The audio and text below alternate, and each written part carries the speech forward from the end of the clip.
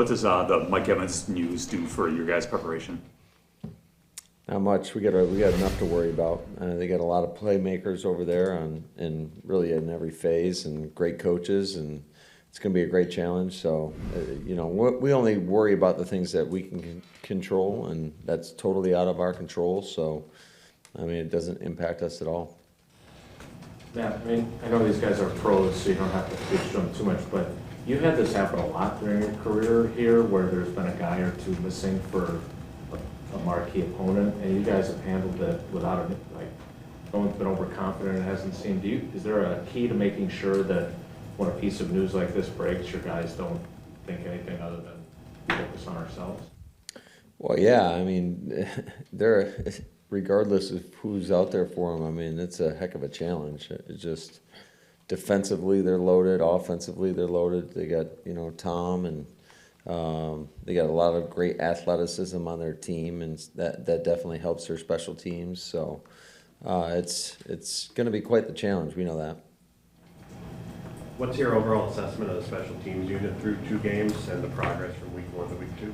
I thought week 1 to week 2 was as much growth as we've had in any area. So our guys, you could see the effort on display. And I thought they did a better job of just everybody doing their 1/11th, and I thought we did a pretty good job. But that's only 1 game, and every week's a new challenge. So we got to make sure we have a good week of preparation, which I'm sure we'll get, and I know Rich will demand that of those guys, and then ultimately we got to go out there and execute. There's going to be a lot of talk about Brady and Rodgers this week, but they're awfully. Ooh. Two fairly famous quarterbacks. They're awfully different guys, though. They've been that way throughout their career. In your estimation, what makes each of them great, and what do you think is the biggest difference between them? Yeah, that's a tough question because I've never really been around Tom, so I don't know him like that. But obviously, just all you got to do is look at number one, their ability to win games, to lead teams, and certainly Tom's won a ton of Super Bowls, and you look at the talent of both those guys, and it's not surprising as to why they're referred to as 2 of the greatest ever. So I think they're both great competitors. There's a lot of similarities in that regard, but as far as their differences, I can't really speak to it without being around a guy. Why do you think he's been able to sustain his success for so long? Wow, that's a hell of a question. I think everybody wished they knew the answer to that. But the guy sure looks like he's in phenomenal shape. Certainly he's always been one of the sharpest guys in terms of his mind, his ability to go out there and process and see things and go out there and execute. And, it doesn't look like he's lost anything on his ball. He sure is. We showed some clips today in the team meeting of him firing strikes down the field, and he still looks like he's playing at a really, really, really high level. When you see Sammy now, how is he? What are the similarities, and how has he changed since when you were with him in LA? That's another good question. I think that when we got him in LA, we got him midway through the preseason, so he never really had a full off season with us, and I would say our offenses were a little bit different as well, but I just think that he's a guy that, at least in our time together here, he's been able to handle everything we've thrown at him with ease. So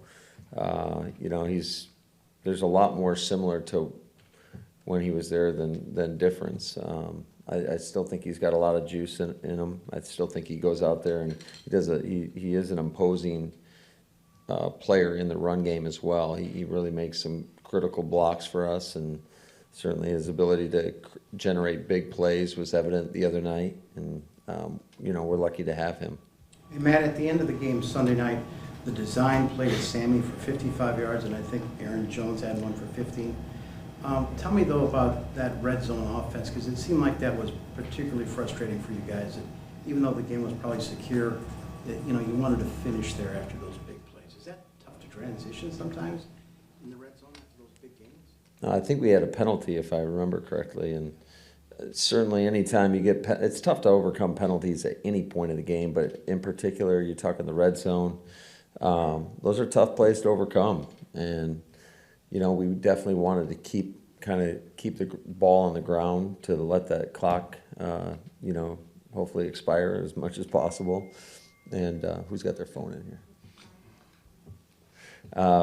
But it's just, you got to make sure that you're on top of your game when you get in those critical situations, and we can't have penalties. You mentioned overcoming penalties. You're very low on penalties this year as a team, and you have been your whole time here. How do you do that, and how much do you value that? Yeah, that's a great question. I think that's a big-time credit to our players to be able to go out there and be disciplined in terms of their technique and not put themselves in really bad positions. So that's all our coaches and our players. Do you know right now if Dave is going to play on Sunday? I have no idea. Is there anything about the environment, being on the road, anything like that would preclude, or is that an environment that he could break in on? Yeah, I think so. But again, we're going to take it one day at a time, and we'll see where we're at on Sunday. I don't even let my mind go there at this point. If you have no idea, when do you need to know, just in terms of game planning? We're not going to game plan any different. So we're going to game plan regardless. I think it's, don't get me wrong, there's definitely some things that you could potentially do differently, but I think Yash has done a damn good job in his time starting for us, and he just, so there's not a lot, I would say, when it comes to that position with the way Yash has played, that where it's maybe a little bit different is if you're talking about you're losing your number one receiver or number one back or something like that, or quarterback, whatever it may be. Matt, when you study this Tampa Bay defense, I'm sure there's kind of a long list, but what are the top couple of things that jump out to you that make them so effective? Well, you can definitely see their speed and aggressiveness. They definitely like to pressure quite a bit, and then they do a great job of getting the ball out. They're one of the best in the business. Always punching at the ball. The secondary, the guys in the secondary have really good ball skills, so that creates another problem. Obviously, there's just great team speed overall. The two backers inside are problems. They got two edge rushers that are problems. They got Vita Vea on the inside. I think the corners are really good. The safeties are obviously really good, and so it's just a complete defense. You combine that with the scheme they run. They do a great job of disguising, showing you one thing, and then next thing you know, they're blitzing on the snap, whatever it may be. It's very sound, and it's going to be a great challenge for our offense. I think it really will give us a much better indication of where we are at this point of the season. Matt, you've expressed your respect for Todd Bowles a couple of times already this week. I think you went up against him when he was with the Jets once, right, when you were in Tennessee, and then obviously. What are the hallmarks and challenges of his style of defense, and what's it like to kind of match wits with him? Yeah, he just does a great job of keeping you off balance, mixing up tendencies. It's hard to get a great read on and anticipate what you may get. He just does a really good job, and I think his players are pretty smart too. It doesn't look like they get out of position too many times. Again, really sound, and when you combine a complex sound scheme with really good players, it's usually a really good defense. And the effort jumps off on the tape as well. They play with great effort. They fly around. It's not surprising to me, as you could argue that it could be the best defense in the National Football League. How do you improve your tackling, or is that just simply an early season thing and you'll get it in line just through game reps? Well, I mean, yeah, we're not going to go out there and tackle today if that's what you're asking. But no, we do drill work, but there's nothing like real reps. I think one way to counteract if you aren't tackling very well is you got to have multiple hats at the ball. So if one guy does miss, that there's somebody there to back him up.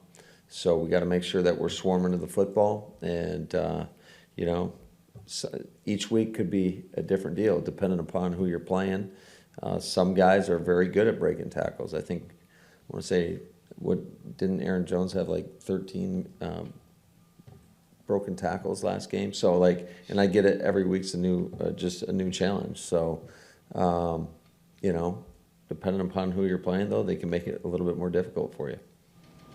Matt, I think everybody around here, even beat writers included, really liked Nathaniel when he was here, so I'm not asking this question to rip him. He's had a little bit of a tough start with the first 2 games, and I'm wondering if when you call plays as a head coach, if it takes a while, I mean, you were a first-year head coach not that long ago, to kind of just figure out exactly how you want to handle all the different responsibilities and be the play caller. Was that a process for you to kind of get to where you wanted to be too?